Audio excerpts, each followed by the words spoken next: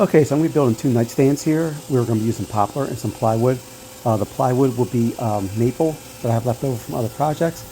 And so here we're going to be building these two nightstands for a client. They're going to be 22 inches wide, I guess you could say, and they're going to be 18 inches deep, and they're going to be 30 inches high. So they're going to have a drawer, and it's going to be a deep drawer about 8 to 9 inches in depth from top to bottom, and about 15 inches deep from front to back, and about 17 inches in width. When you just subtract the legs and frame pieces. So here we're going to be starting with the legs here with this 8-quarter poplar. We're going to mill these up. That way I have a good idea of how long exactly the stretchers and aprons will need to be. So that's all I'm going to do here. So we do the mill process, use the joint, get a straight edge, run it through the table saw, then cut the final length of these legs. And we'll pretty much repeat these steps for the frame pieces coming up and even the tops and bottom shelf pieces.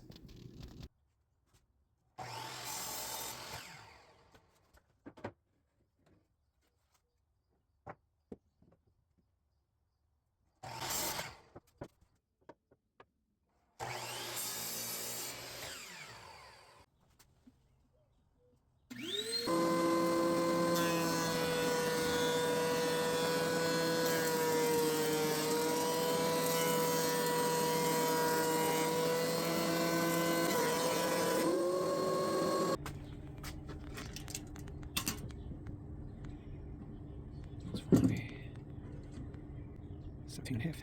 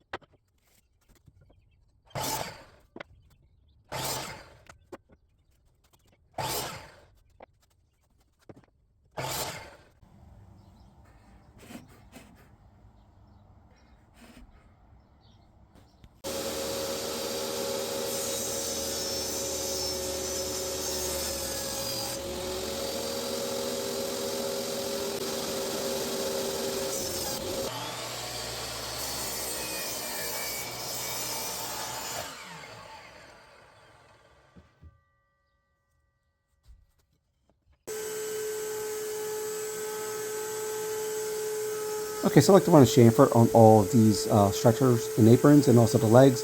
These are pretty scary cuts with the router table. Even with a trim router, you can use that also, maybe a little safer. But these, you have to be very careful because you don't have a whole lot of real estate on some of these pieces.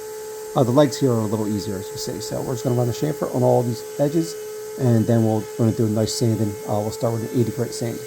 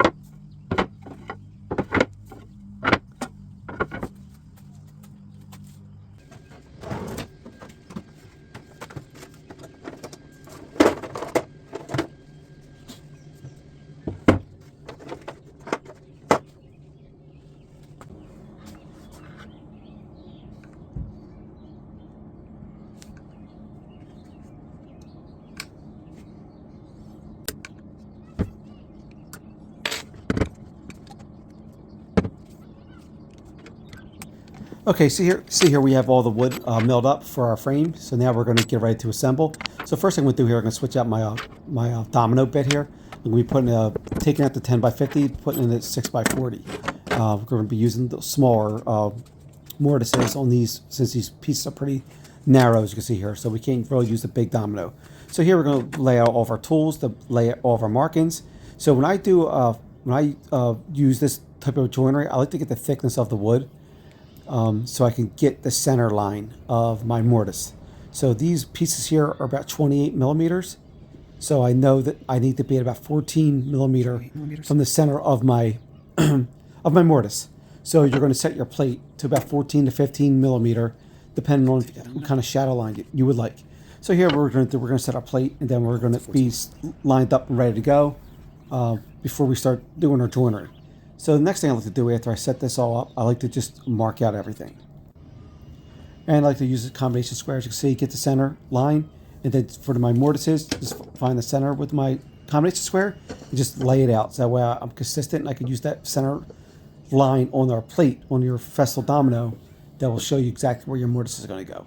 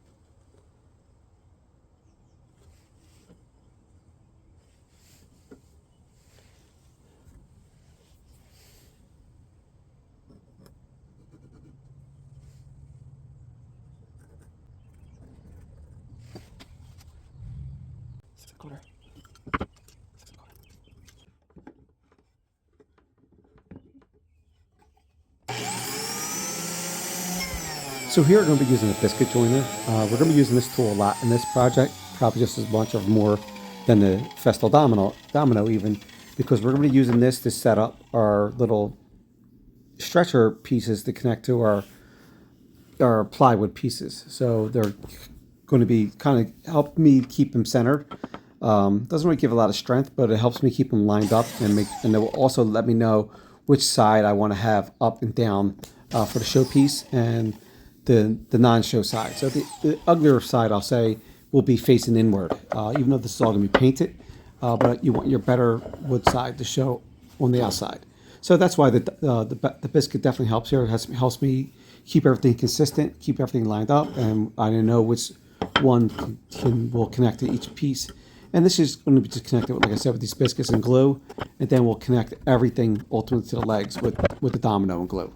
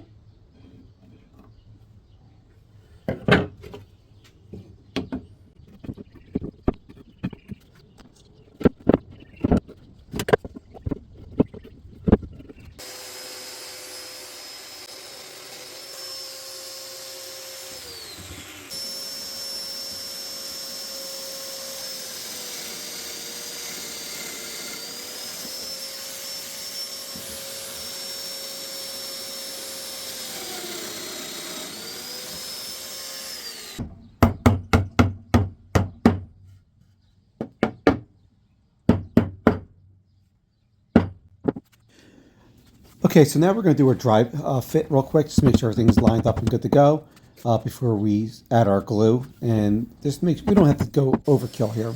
Just make sure everything is good to go, and then we'll do our final assembly here. So we know we're good. We know I did make one mistake though, and you'll see it later, or you'll probably see it while I'm assembling this. I did put a mortise on one of the wrong size on the legs, which I'll have to fix later. We're going to be painting these, so I'm not too worried.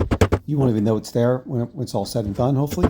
And we're going to resolve that. So here we're just going to add some glue, put our 6x40mm dominoes in our mortises, and then we're going to add our stretchers aprons to our legs here, and we will eventually add some clamping pressure, but also going to be using our combination square, especially for the bottom, to make sure that we're at a 3.5 inch from the bottom. That's going to be our, I guess we'll call it our toe kick.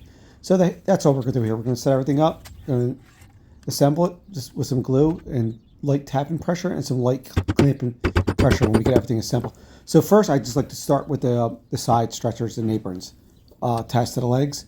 We'll do that first, and then we'll let that sit overnight, move on to other steps, and then we'll do the whole assembly the next day after these are dry. As you see there, see the hole there. We're going to fix that. All right, so let's finish this up.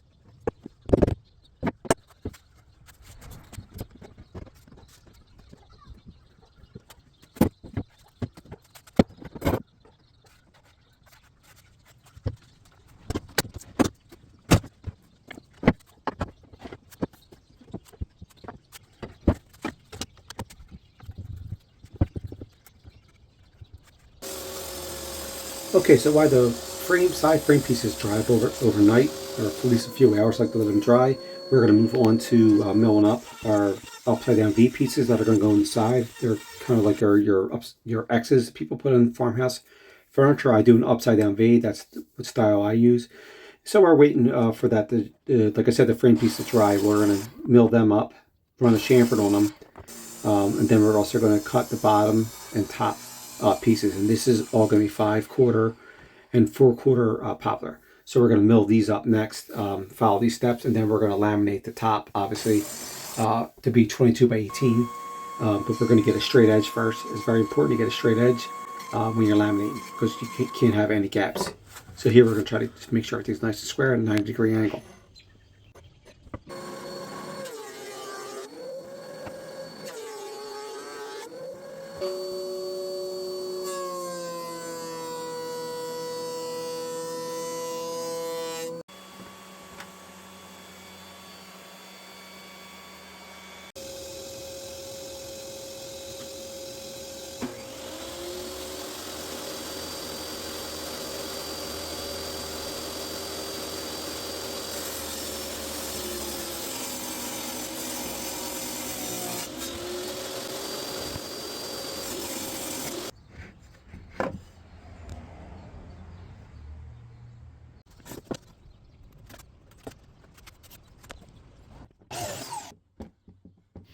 So here we're going to be using a Biscuit joiner again. This is going to be the MVP tool of this project, and this is going to be just to keep to help laminate these tops, keep everything nice and straight and level.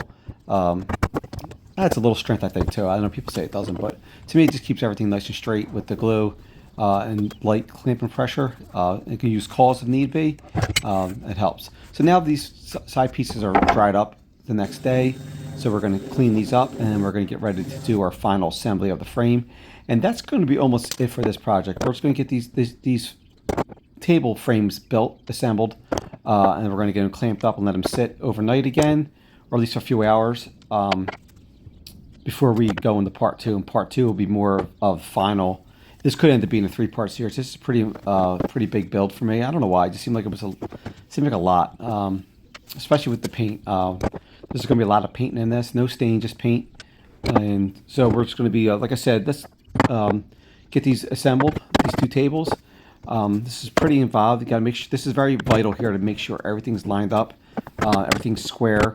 And hopefully your measurements are correct, so you don't have any wobbly tables. It's very important to make sure everything is lined up correctly here. And so far, so good. And so we're going to get this set up, let it sit for a few hours. We'll move on to part 2, which will be more, like I said, just final button up everything, sanding everything down, getting everything cleaned up, and possibly paint. So that's about it. This video is pretty much done. And thanks for watching. If you have any questions, let me know in the comments.